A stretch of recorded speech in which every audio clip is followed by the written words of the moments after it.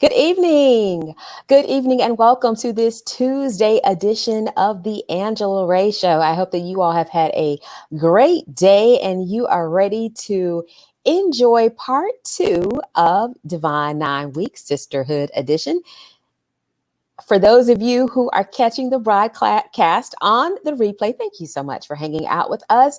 Be sure to go ahead and comment because often, even after the broadcast, I know I go through the comments as well as my show guests.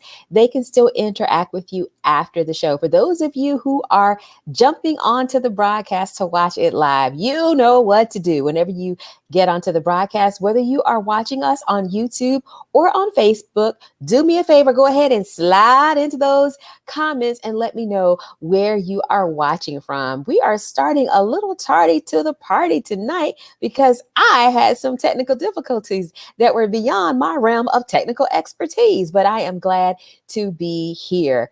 It has been a great day for me. I hope that you all have had a great day. It is for some people are celebrating Taco Tuesday. I know one of my show guests from a couple of weeks ago, Chef Joya, who is a vegan, rolled out a nice vegan Taco Tuesday spread. It was absolutely amazing. And if you'd love to connect with her, she is on Instagram at Chef Joya. But yeah, she rolled out a really nice vegan Taco Tuesday special. Thank you so much, Edwin, and thank you for being on the broadcast. Again, hope that you all have had a great day. I feel like I'm in a dancing mood. It's so many things on my mind right now, especially when you have tech difficulties and you can't figure out what's going on. We're going to go ahead and get started with our Ray of Motivation moment. And I'll be honest, before my technical difficulties, my Ray of Motivation moment was really going to be about making decisions and the importance of making the right lifelong decisions. You know what? I think I'm just going to go ahead and go with that because today I did not plan it this way. Honestly, this was not supposed to be Divine 9 Week. That was going to be next week. And Thursday of last week, I decided to shift some things around and move it this week to Divine 9 Week. No real reason. I just thought the other week I needed more time to book my guest. So I was like, okay, we'll just move Divine 9 Week to this week. I wasn't thinking about the timing and that today just happens to be my very own charter day for my organization, Delta Sigma Theta Sorority, specifically the Kappa Omicron chapter. So to all of you out there in internet land, those of you across the world, happy Charter Day, Kappa Omicron. And I mentioned talking about these decisions that you make because no matter where you are, there are some decisions that you make that are temporary. They only impact you for a day, a week, maybe a small season in your life. And decisions like joining organizations like sororities and fraternity can be lifetime impactful. And I do say can be because you get into it, you get out of it what you put into it. So that is my Ray of Motivation moment for this Tuesday edition of the Angela Ray Show. Well, I am really delighted to welcome my guest for tonight. She is an award winning producer. She is also an actress. She won the 2017 Reel to Reel competition sponsored by Jack Daniels. And she is a lady, a finer woman of Zeta Phi Beta Sorority Incorporated. Please help me welcome Maxie Mcclintock. Maxie, thank you so much for being on the show tonight. Thank you so much for having me. Thank you so much. Yay, I see some questions coming in or some comments, but yes, I would definitely first like to say Zephi to all my sorors out there that are watching, anybody on YouTube or on Facebook Live. I love you guys. And thank you so much for allowing me to be here. Oh, you are certainly welcome. So, Maxie, I'm just curious. You're an actress. That's one of the things that you do, like me. So, auditions, they kind of slow down after March. So, what have you been doing during this time? Yeah, they absolutely did. So I have been doing home renovations, family time. I've been a teacher because I'm my daughter's teacher because she had to do homeschool. Just taking some time and stepping back. Through the journey, we grind and I've been grinding like hardcore for, I feel like, forever, but especially the last couple of years. And this time period really gave me it gave me the opportunity to just be still. But I have been auditioning. I actually booked a feature film. So I'm going to be flying out in 2 weeks to go and film a feature. So I'm excited about that. But yeah, I mean, I have been just allowing God to show me different things, allowing me, just being still, time with my family. And I'm okay with that, I think like before this happened, I always said, if I just had some more time, I would just be doing so many acting classes online and yada, yada, yada. Okay, well, now we have the time. And now I'm like, you know what? That is not what I feel like I need for this moment. And I think as artists, sometimes we have to sit back and say, God, what do I need right now? Not necessarily what I think I need, but what do I need in this moment? And being present. I am present. That's what I am right now. So before you got started in entertainment, Yes. what were you doing? So it's tricky because I went to college on a theater scholarship. So in my head, my entertainment career began when I received that theater scholarship. But technically it did not. I was still a student, and me and my husband, we moved to Atlanta so that I could start working in film. And so when we moved here, I worked in a call center for Sprint, and then I moved to the corporate office. So I was doing like corporate communications, and I did that. And I did film and television nights and weekends for 10 years until I quit. So, it was, and the funny thing about when you do something else and you're an artist is every day I went into the office when I had a traditional job, and I would walk in and just be like, I am an actress. I am not an executive. And today, me and my daughter, we were working on her vision board, and I was telling her that the first thing that you have to do is you have to believe. And I knew that I'm an artist. That is what I am. Like that is a part of my purpose. That is what I'm supposed to be doing with, that's what I'm supposed to be doing. And so I walked into that job every day with the mindset that I'm an artist, and this is just my day job that's helping fund what it is I'm trying to do. But yeah, that's what I did for years, and I was really, really, really good at it. And I'm really thankful to that, that career, because again, that they really funded me. Sometimes we say, if I just had someone that could just give me, $1,000, but really my day job, that they funded me. They were the ones that actually allowed me to have, the funds to chase my dream. Now, in addition to acting, you also have stepped behind the camera and you started producing. Yes. You won this reel-to-reel competition, first place throughout the country, sponsored by Jack Daniels. How did that come about? How did you even find out about it? So how the project came about is, for a couple of, you know how it is. For a couple of years, I'm auditioning and booking things, but I felt like I was more than just the things I booked. And for those of you that are on the call or watching on YouTube that don't know the process of being an artist or an actor or actress, we audition, we are booked for projects. Sometimes we don't know the full scope of the project. Sometimes, so, I'm always waiting on someone to book me for the vision that they have. But sometimes that doesn't match the vision that you see, And so I felt like there was something missing that people had not seen of me. And I felt like it was my job, as an artist, to show that. I took every dime that I had out of my bank account. I was like, I'm going to do a film, and I'm going to showcase myself as a timeless woman, because that's a part of who I think I am. That's something that it's in me. I am a timeless, classic character.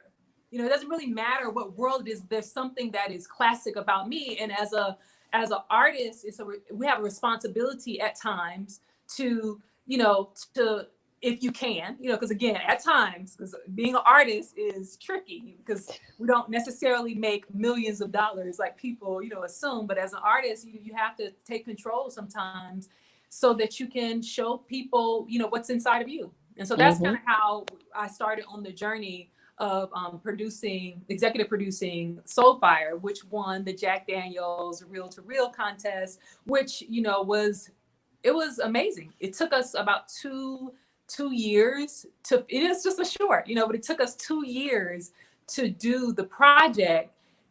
But I feel like taking the time that we needed to really develop the story and really produce it, that's another thing. It's not just let's put some words together and boom, it's also producing it and making sure that the world matches what we're trying to say. We did our job. We were thorough. And so that when it did come out of nowhere, actually the director of my film, Jan Mullen, she found the contest. It was crazy because she found it maybe like the day before we were done with the final edit. And she was like, yeah, it was just like a, nothing, like, oh, okay, we won, which was amazing. That was how I was able to get mentorship from Omari Hardwick, who is the star of Power, or was the star of Power, who has had some of the most amazing, amazing words of wisdom for me, as I've been working on this journey. So yeah.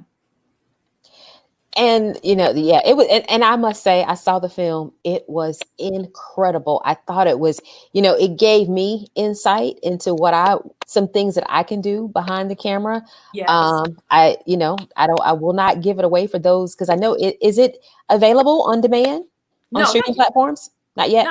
Not yet. Okay. I still won't give it away, but yeah, like it was one of those stories that was very relatable. I'll say it like that. Definitely relatable.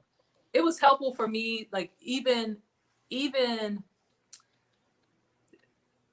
understanding that even though I'm doing a short, I still can be impactful. Like, you know what I'm saying? Like, I feel like that was also a conversation. I think automatically sometimes we feel like I have to do a feature film to show people that I can be a lead and but really it's about storytelling.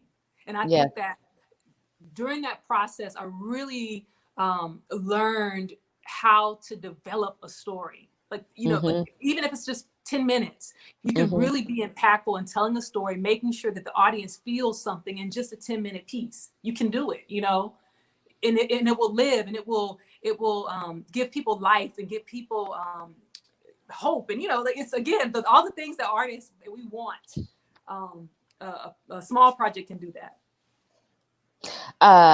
You got a question from one of our very loyal viewers here at the Angela Ray Show, Edwin.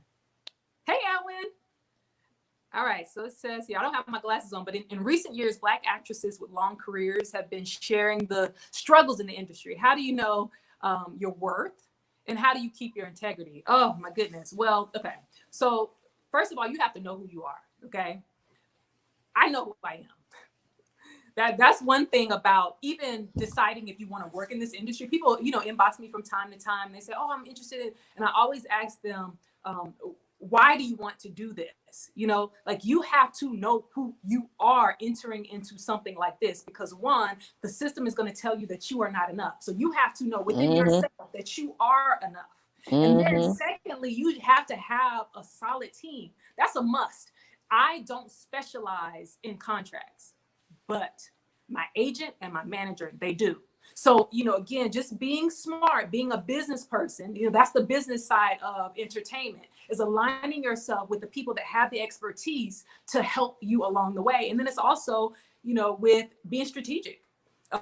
I'm really smart. Like, my brother went to Harvard, right? And so I always joke that I low-key went to Harvard because I feel like, I have the Harvard energy. I'm very strategic and all this other stuff, but I really am, right? It's also about a strategy. This is not me working in this industry. Again, I'm auditioning. I don't know who's going to say yes, right? Right. It's about being strategic with the yeses, knowing what type of information to put out there. The press, look at the Kardashians. They're very strategic with how they align their image. And we have to do the same. And again, each person, what their vision is for themselves is different. The vision I have for myself is different from the next person. But understanding, even at the beginning, like I feel like even though I have been working in the industry, technically, again, if I count from when I was 18, I've technically been working in the industry for 20 years, and I feel like I'm just beginning as an entertainer. I think every day about strategy and about, like, when I book a role, what does this mean? What is it? What can I do with this? Again, because I'm thinking about my future monies. I'm thinking about my future, gigs. I'm thinking about just alignment, what I can do with the future of what my career can be. So I don't know what the second part of the question is. I'll rant. What's the second part? Hey, Erica, thanks so much for being on a broadcast tonight. How do you keep your integrity? Oh, again, it's about knowing who you are. I am married. I have been married for 13 years. And I dated my husband in college. So I feel like I have been with him my whole adult life, and that's something that I don't keep secret because I'm proud of it. I am proud to be a married woman. And so I walk into every room with the energy of, I am a proud married woman. No one can take that away from me. It doesn't even matter. Like, I know that, it's Hollywood. So, we hear stories, but guess what? It doesn't matter to me because I know who I am. I'm a woman of integrity, always have been, always will be. And I know that I will still make it, even not being, single and, ready to mingle and do whatever, no, because I'll make it off of, one, God's grace, my talent, timing. And I think that that's it. If you know it, you know it. It's the confidence of knowing. Mm-hmm. I know I'm enough. Well, amen. And you got a congratulations from one of your sorors. And one of my dear friends. Oh, yes. Thank you, Sarah. Yes, Jennifer Evans. I see you. Yes, there is nothing greater than a strong Black woman moving forward and handling her business. I know that's right. Yes, that's what we have to do. And my manager is a member of Zeta Phi Beta as well. Oh, okay. Yes. Awesome. So thinking, as kind of piggybacking off of Edwin's question, what's been the most surprising thing for you in terms of your entertainment journey? What have you learned? What's been that thing that's like, oh?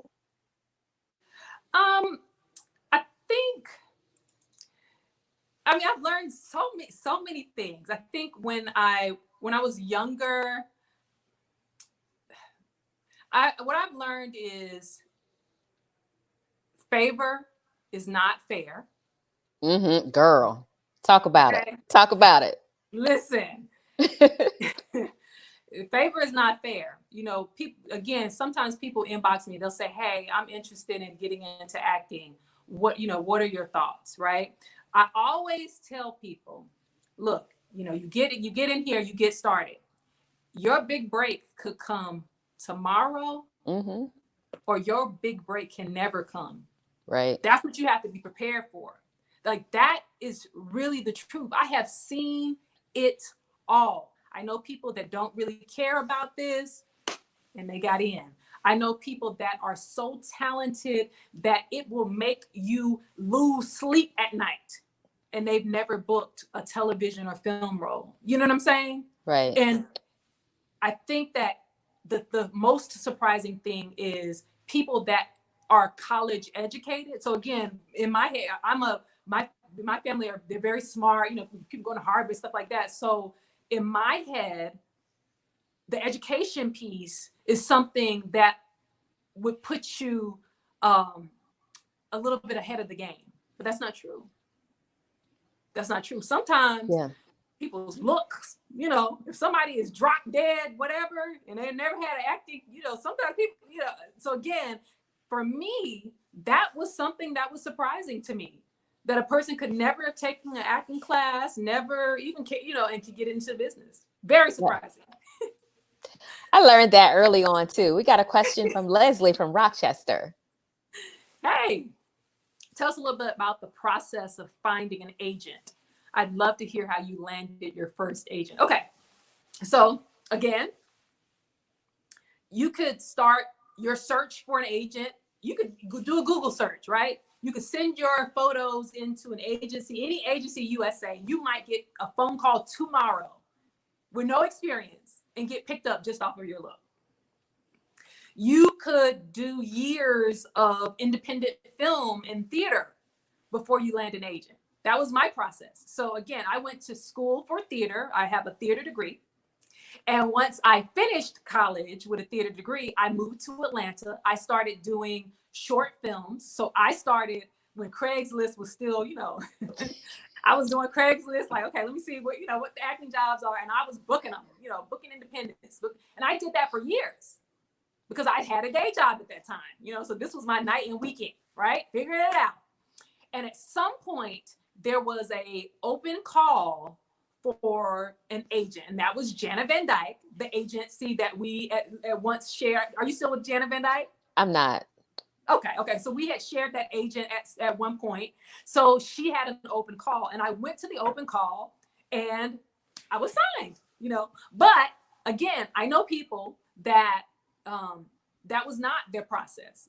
I know people that, again, if the agency had a vacancy and they were looking for that particular look, and the person's either their look or their resume, or they had something where an agency said, hey, we're looking for you.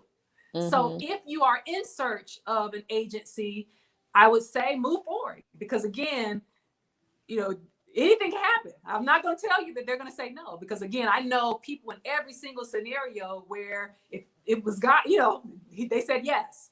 But mm-hmm. Again, for me, I worked years doing independence, and I would say probably a good solid 4 years straight of doing independence. I probably had on my resume in that 4 or 5 years, I probably had like 7 or 8 independents that I did, again, building to go and try to seek representation.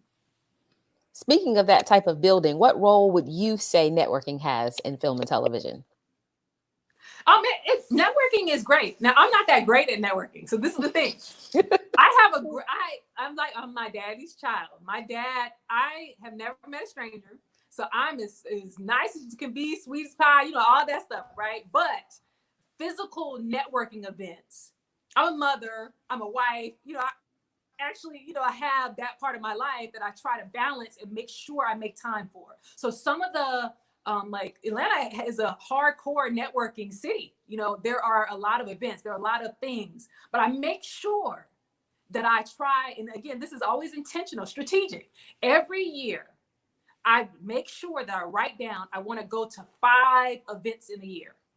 Those 5 events in a year, I want to support people. Again, it could be any, we meet a lot of people. I make sure that I try to support people that I know or I've come in contact with at least once. If somebody has a play, I mean, I haven't made it at every play, but I'll try to make sure that I make it to one, like doing things like that, just making sure that I'm connecting with people that I am, my colleagues, I went to one of your plays, again, because you're That's right. Colleague. You sure did. Yeah, because you are my colleague. And so I try to make sure that whether it's with colleagues or whether it's a standard industry event, I try to touch each group at least once a year, and again, making sure that I'm keeping good, solid connections out there, because I like what I do. I love the people, and this is a community. Atlanta is a unique community because, we are the Bible Belt.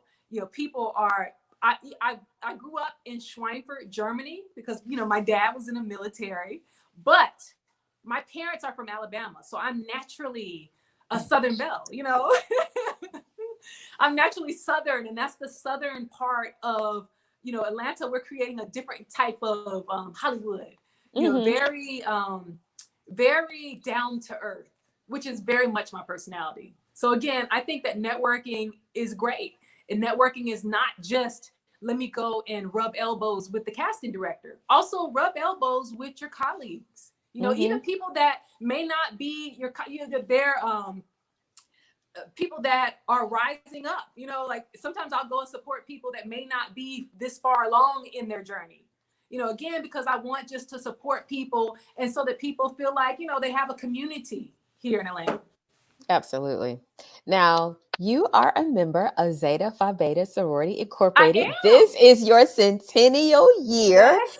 Did you have an? I know it's exciting. I know it's exciting. I literally on my Facebook memories today, a picture from my centennial celebration popped up, just because it just Yes. happened to be our charter day for my chapter.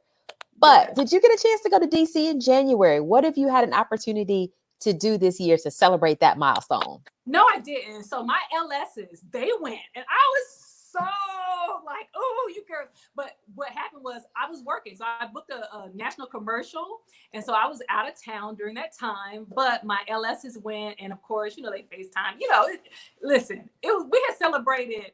Like I feel like we celebrated since homecoming because I went to homecoming and we were celebrating then. But I'm so proud to be a member of Zeta Phi Beta. I feel like the organization really helped set a solid foundation just for me as a solid team player. Like for Zeta Phi Beta, our motto is finding womanhood, scholarship, and sisterly love. That foundation is there. Like that,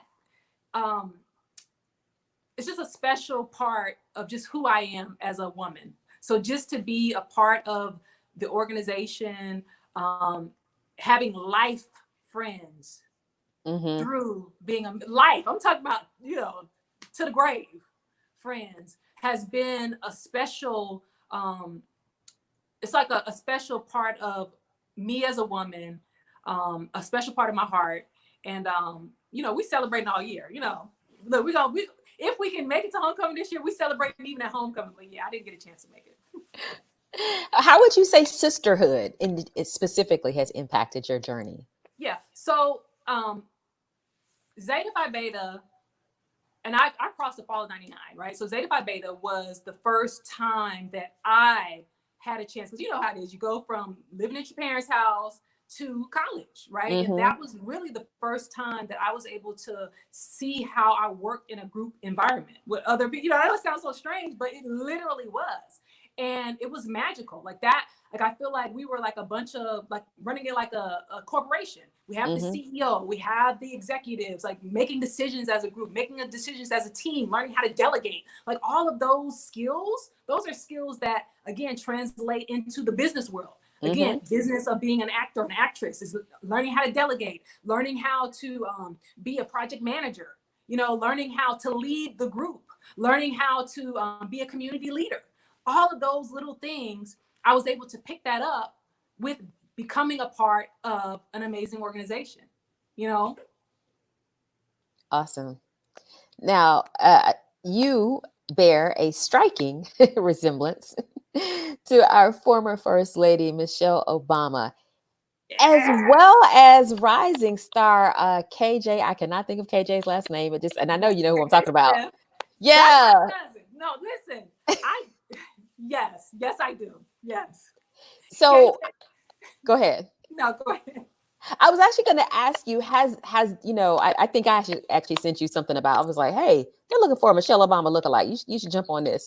Right. But I was I was going to ask you, have you noticed, has that impacted any casting decisions for you that you are aware of? Because sometimes a lot of times we don't know, but sometimes we do.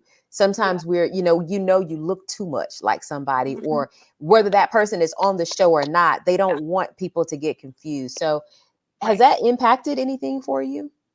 Yeah, absolutely. So I feel like, again, just like with anything else, sometimes people enter into a space and then all of a sudden everything changes. Michelle Obama, of course, just based on who she is, what she represents, her look is first of all, it's like everything about her is prestigious, right? So just even looking like her, it automatically, I fit into that category of the prestigious and safe Black woman, because I have that look. I have the Michelle Obama look, and so I am so thankful for that. When Barack was running for president the first time, my dad called me and he was like, my parents are from Alabama. So I'm like, it's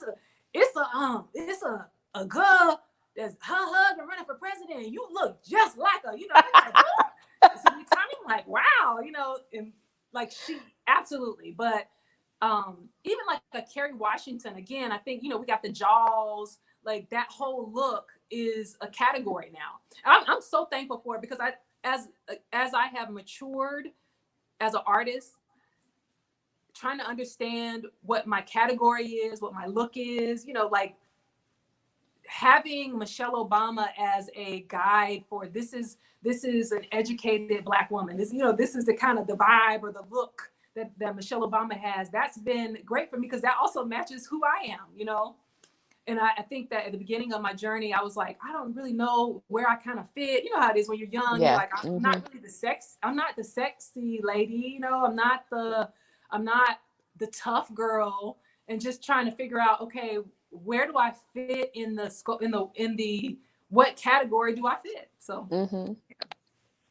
So as we get ready to wind this down, I'm just curious on your thoughts of what do you think the long-term legacy of this period will be? We're in a period of both the pandemic, but also we're in a period of social justice and social reform.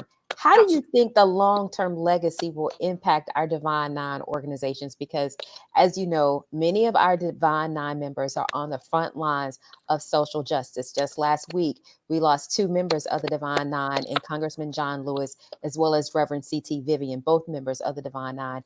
And many of them are also elected officials. So what do you think that long-term legacy will be? Well, I think that, of course, we're in a state of emergency. We know that. All of the HBCUs, all of the NPHC organizations are community conscious. I hope that this time forces everyone and maybe encourages everyone to be action oriented, so that the legacy is that we stood for our people. Zeta Phi Beta, in 2014, we allowed for for people in our organization to wear their letters when protesting. Again, because we're, it's the pride of just standing up for our community, because it is our community. So again, I pray that this time period just allows people and encourages all of us to be action oriented. That's because this is our fight. This is our fight. And I saw another question coming from Edwin. I didn't want to miss that one. Oh, my favorite medium: TV, film, or stage. I'm a theater person, so stage is so special. But you get the response from the audience live. Like that is it's like a rush, So I will never be able to say that film or television will replace live theater.